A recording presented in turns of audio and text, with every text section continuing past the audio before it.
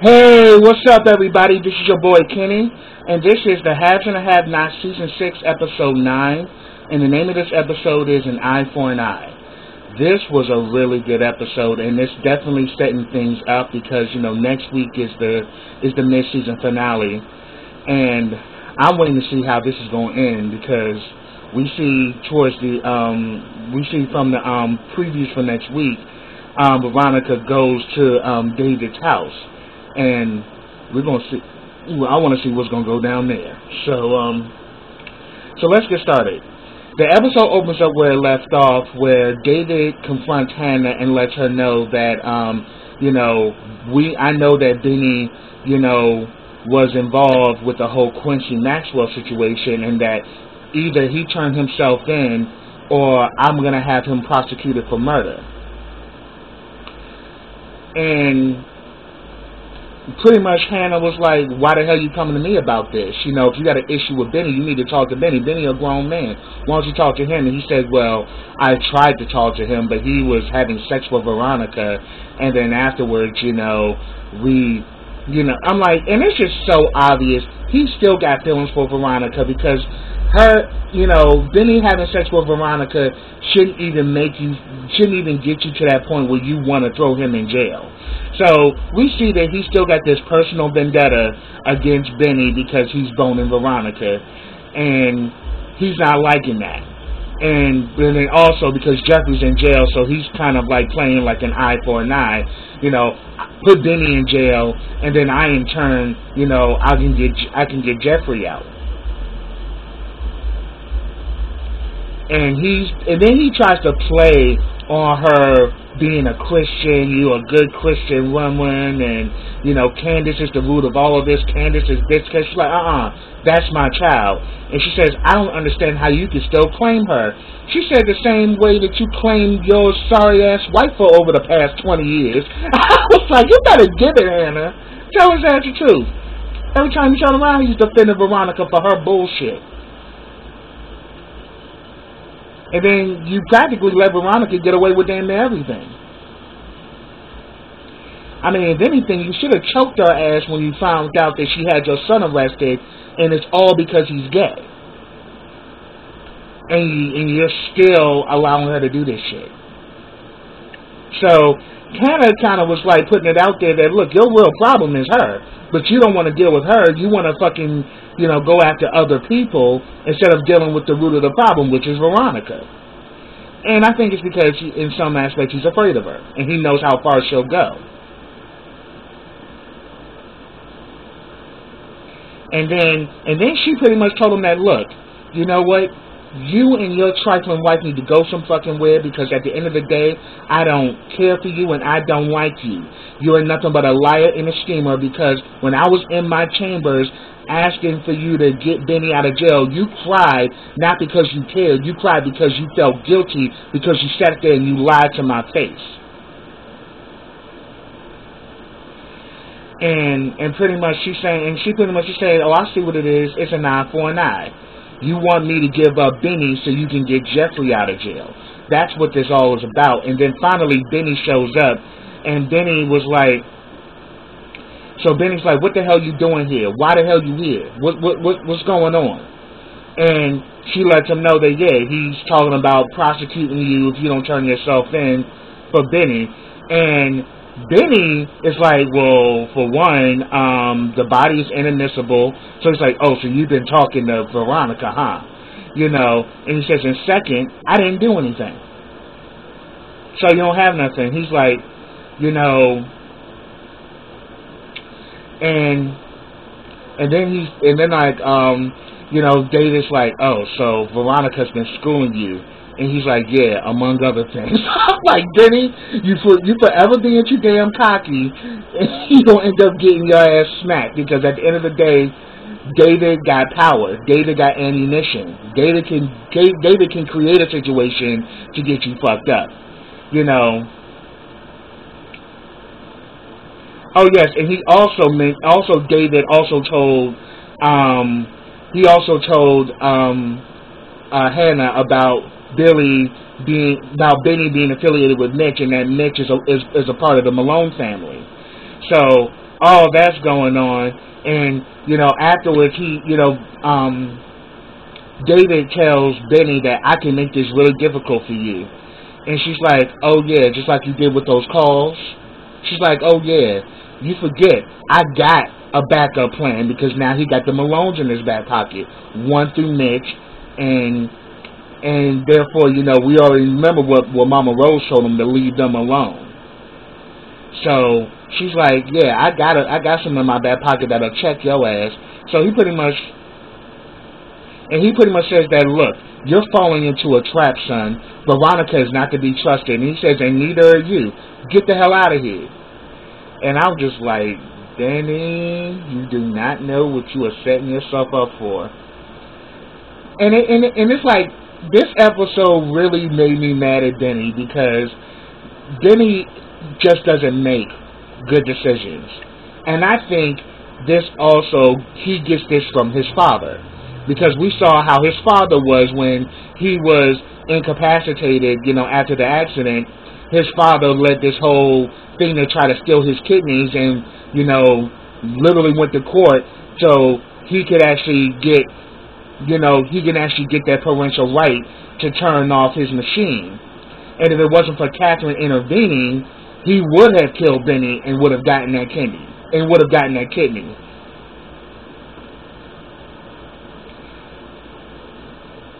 So then, afterwards, Hannah and Benny go in, and she said that you sleeping with that woman again.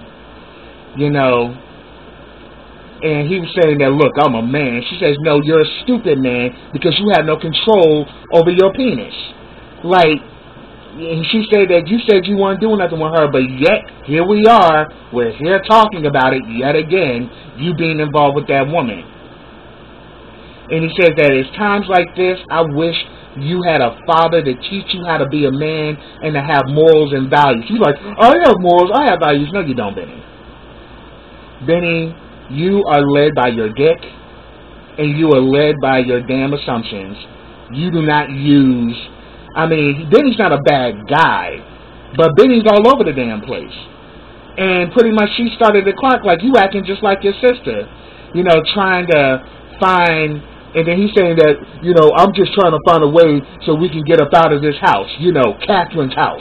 Because it ain't your house, it's Catherine's house.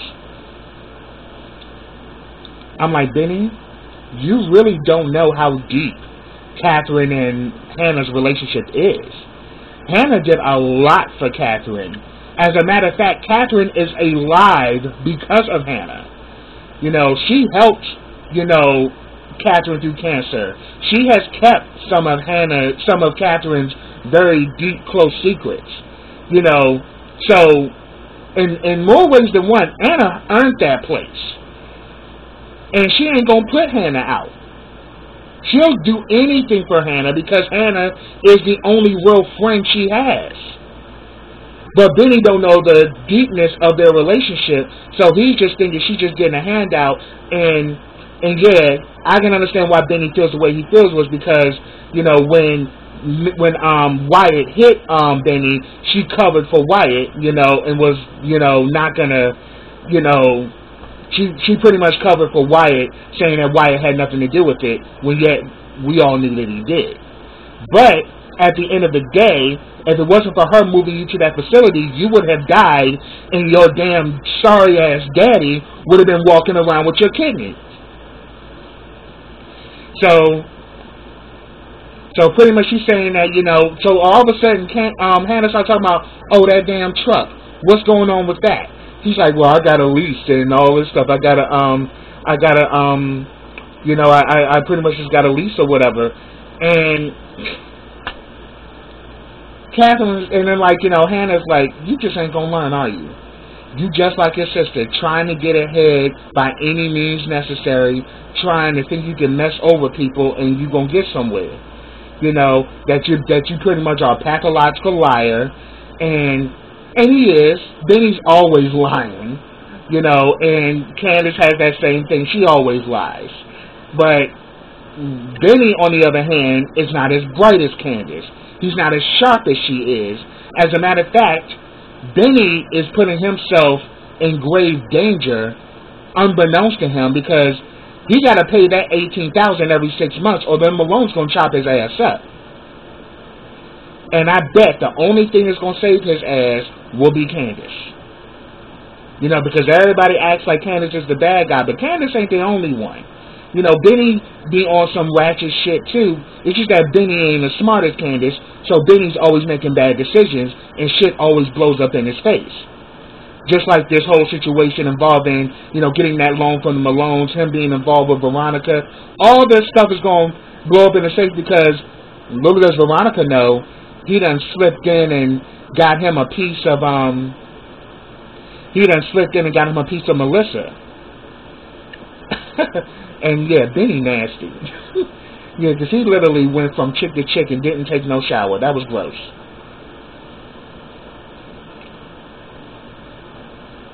So it gets to the point where Hannah just had enough. Because she's just like, you know what, there's no talking to you. Because it's like you are so stuck in your own ego and you think you got everything together, but yet you don't even know that you really about to take a big hit that you don't even see coming. So yeah, that whole scene just made me mad at Benny, because I'm like, Benny, you fucking idiot. You don't even realize that you being played in more areas than one, and eventually everything is going to cave in on you. Next, we get a scene with Landon and Charles. Landon is pretty much, he's, covering the grounds. They say that there's a lot of red states that they're trying to overturn, and then, he's saying that, so why are we doing this? He says that, look, I'm trying to turn the tide. So then he says, okay, Georgia's on the list. And he's like, yeah, that's the next place we're going. But then Landon's like, well, why not go to Atlanta? Why go to Savannah? And he says, it's because of Candace. He's like, yeah, and set it up. And we just see that Landon is bothered. I'm like, you sorry ass. Like, you are literally in love with a man who's straight. But knowing how sneaky and maneuvering Landon can get, he's going to try to find a way to get Charles. And I really do think that. So then we actually see that Candace comes into her room to see Landon sitting there. So she's like, what the hell out of here? Like, what the hell are you doing here? Get the hell out of my room. And she's like, well, is that a thank you for getting you out of jail? And he's pretty much trying to say that, look, Charles wants to see you, and, he likes you and everything, and he wants you to see him. And she's like, look, I'm not doing any of this. I'm not an election. I'm not a prize. Tell him to stop this bullshit and to leave me alone. But then he tells her that, look, he's not doing well at all, professionally wise, but personally, he's not doing so well. And she's pretty much saying that, look, I'm not going to be a political tool. And he was saying that, look, you should show some gratitude. He just got you out of jail, and he just made things. He's literally looking out for you. And she's like, okay, fine, I'll send him a postcard, and it is what it is. But then Landon lets her know, like, yeah, you should be thankful that he actually stopped that senator from pressing charges on you. Yeah, the person you robbed was a senator. So I'm like, damn, Candace. Candace is just so wilding out, and because she's still grieving the loss of her son, she's just making these kind of decisions which are not going to work well for her. And like Landon even says that, look, what you're doing right now is beneath you, and you're putting yourself in a tough place, and you're only doing this because you're still grieving the loss of your son. Like, this is not even you. You usually make better marks than this. What's going on? I mean, he's saying that, look, this is your ticket to a better life, and you're completely ignoring it. Like, what's going on? And he's saying that, look, I'm just not going to be screwed over. And he said that, look, politics is the same thing as the streets. People screwing people all over in politics. So, it's a good move, so you should do it. And she pretty much tells him no and to get out of her room, so he ends up leaving. Then we get a scene with Melissa and Veronica. Damn, Melissa done drunk damn near 2 damn bottles of liquor. Veronica's like, where the hell's all my alcohol going? And she's like, you probably drank it. And she's like, she's pretty much tells her like, look, you're wearing my patience, Melissa. Have you been drinking? She's like, yeah. She's like, you're drinking while you're pregnant? And she says, yeah, and I'm sure your mother drank when she was pregnant with your ass. I was like, okay, Melissa. So what she ends up doing is that she takes her to the sink, puts the thing down her mouth and makes her throw it up. And she's saying, you keep fucking with me, and I'm going to ruin everything for you. And she's saying that, shoot, this whole situation is your fault involving Jeffrey. And she's like, he's gay! And she's like, no, it's your fault. You had one job to make him sleep with you, and you couldn't even do that. And you were supposed to make him come home, and you couldn't even do that. What good are you and all this shit? I'm like, Veronica, you delusional, evil bitch. Your son's gay, he don't want the puss, and yet you're still trying to force the puss down his throat. And then you're taking it out on her that, oh, this is her fault. It ain't her fault, it's yours.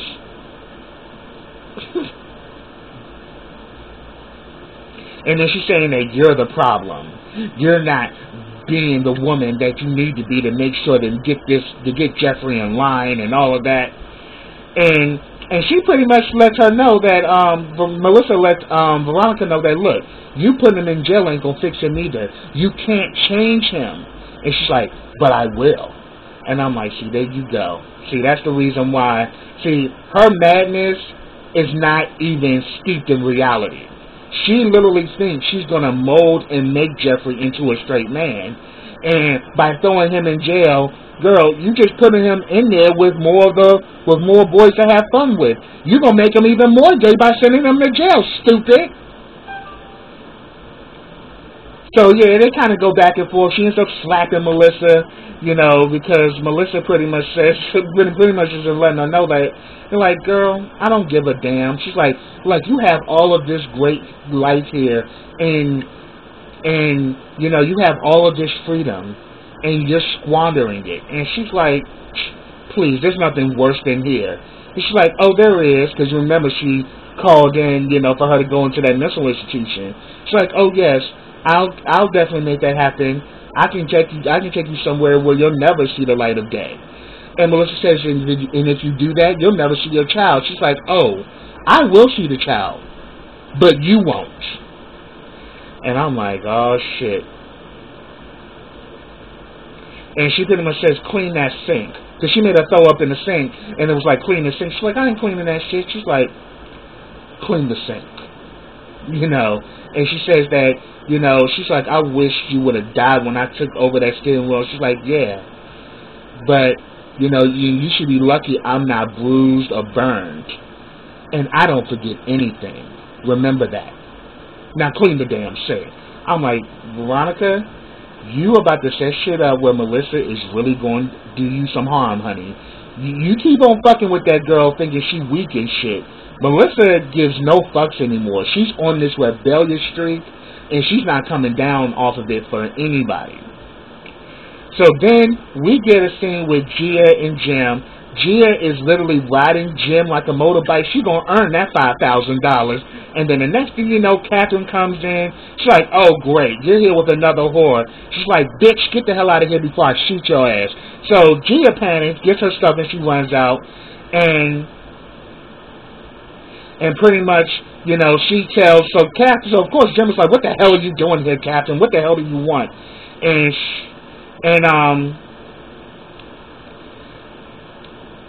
So pretty much she lets them know that, okay, we have a problem.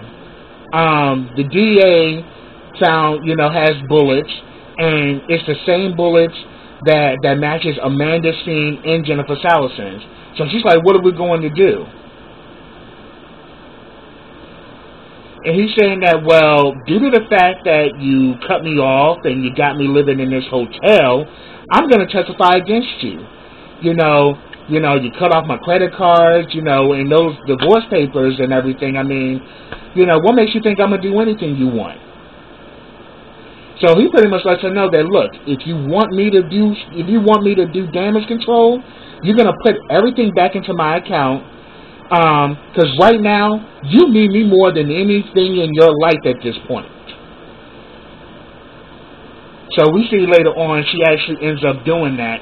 She ends up, putting $10 million back in his account. And she said that was money that I worked for on the bench and all that. And Catherine kind of laughs like, oh, yeah, I gave you back your little $10 million. I'm like, Catherine, you wrong as shit. And she's like, $10 million is like taking out my trash, bitch. That's all you worth. Catherine has hundreds of millions. She's worth, I think, $150 million. So $10 million ain't nothing. So, but he's like, yeah, and this divorce thing's off the table. So, if you want me to help you, now we can work on something. But then we see that after Gia gets run out of the room, she runs into Candace. She tells Candace that his wife was going to shoot me. I don't know what to do. And she's kind of panicking. So she, tells her to drink some dark liquor. She's like, I don't drink dark. She's like, drink it anyway. So she's drinking and she's like trying to calm her down. And she asked her what room, where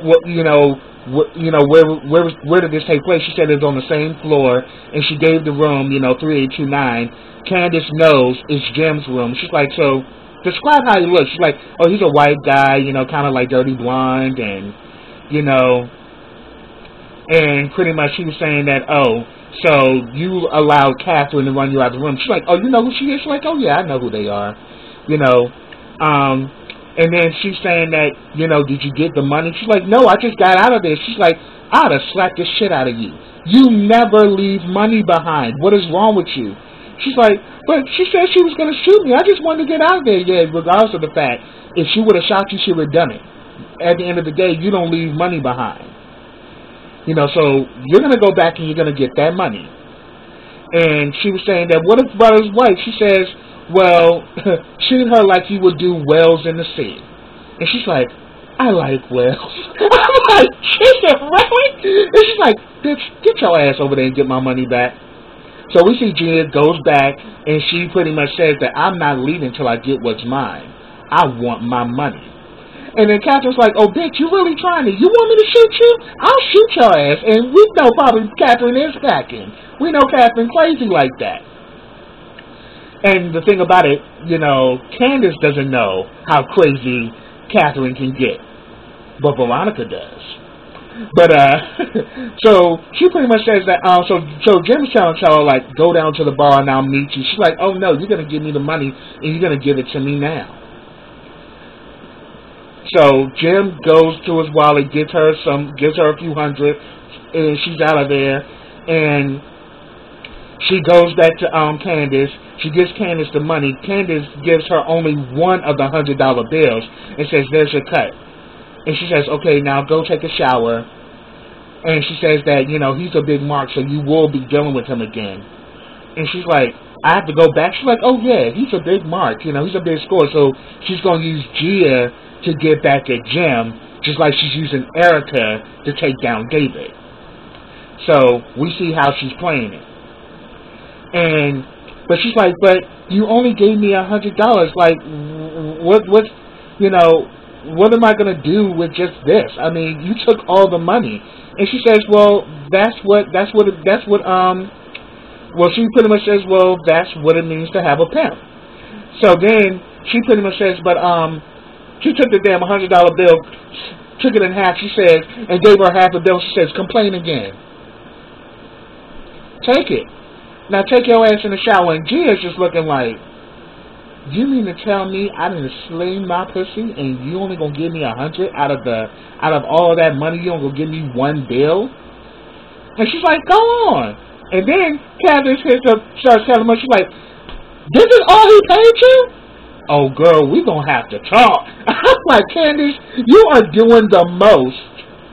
Like, she's being a madam and being a pimp, but girl, you could have paid her more money than that. You could have paid her more money than that. It's like you really gave her $100 when she was the one that went there and did the work, and you kept most of the money. I'm like, you gonna fuck around and Gia gonna turn on your ass, because we definitely seen Gia do got a mean streak. And if you really rub her the wrong way, Gia will definitely get very vengeful, so we just got to keep our eyes on her. Then we see Landon and Adeline. They meet up with each other. They're now in Chicago, and she pretty much says that, I'm still working on Candace Young, and all of a sudden Landon's like, well, shit, and she's like, do not do that. Our job is to serve the future president. He's like, yeah, I know. But she's like, but she's not coming around. And she's like, she will. And she's like, are you okay? He's like, well, long as you don't say I told you so. She's like, well, I told you so. You're in love with him. And he finally admits he is in love with Charles. And that, and she's like, what do I do? And she says nothing. And she's like, look. And he's like, nothing? Really? And she said that, look, he's a straight man. Doing something would not be good, and it would not, and if it gets out in the open, it could be really bad. And he's like, well, the thing is, he's got a nice butt, and, I like it when he wears his pajama pants with his shirt off, and just like, bitch, you are one delusional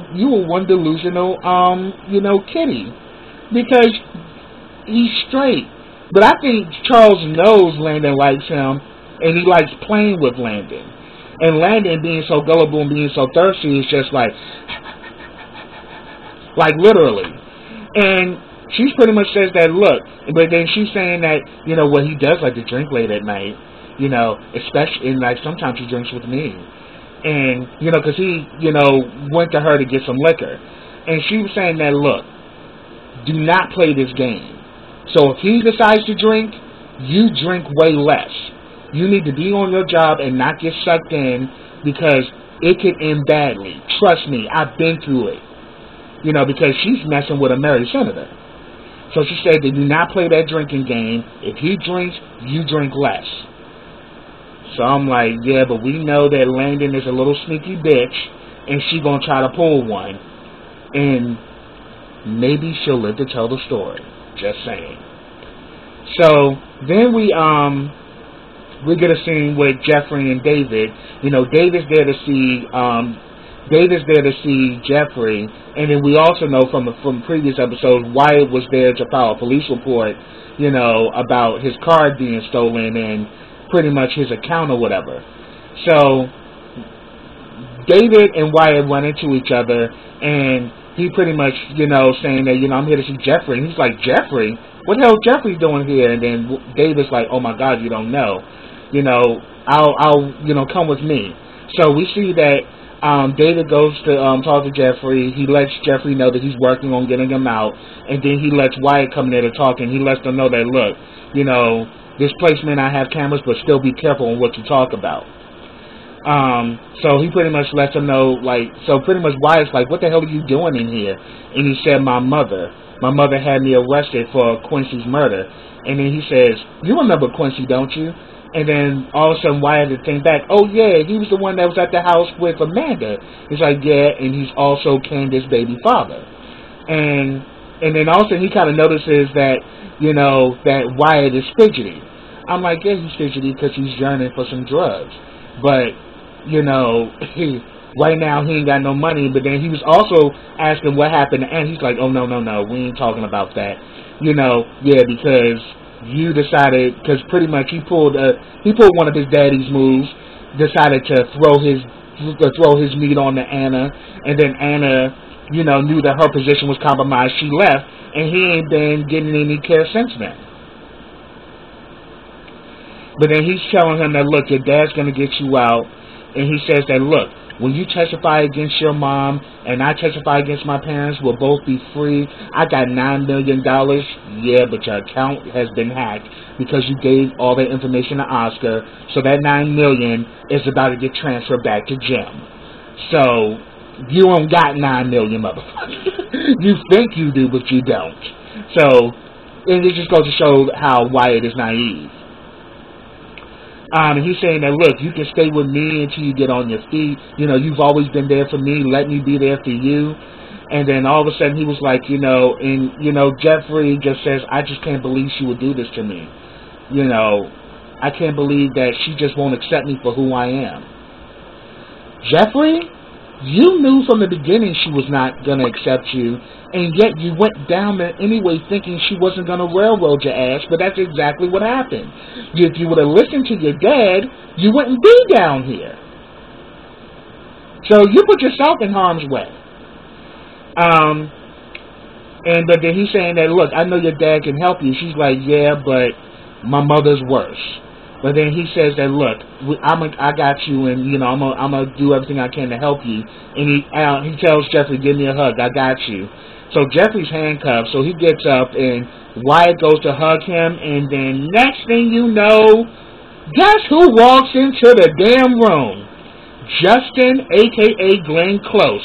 That Fatal Attraction look was on his face, and he's about to flip out yet again because he done already went to Wyatt's house with a crowbar, beat Wyatt's ass, and he probably would have fucked Wyatt up if Jim didn't come there to break it up.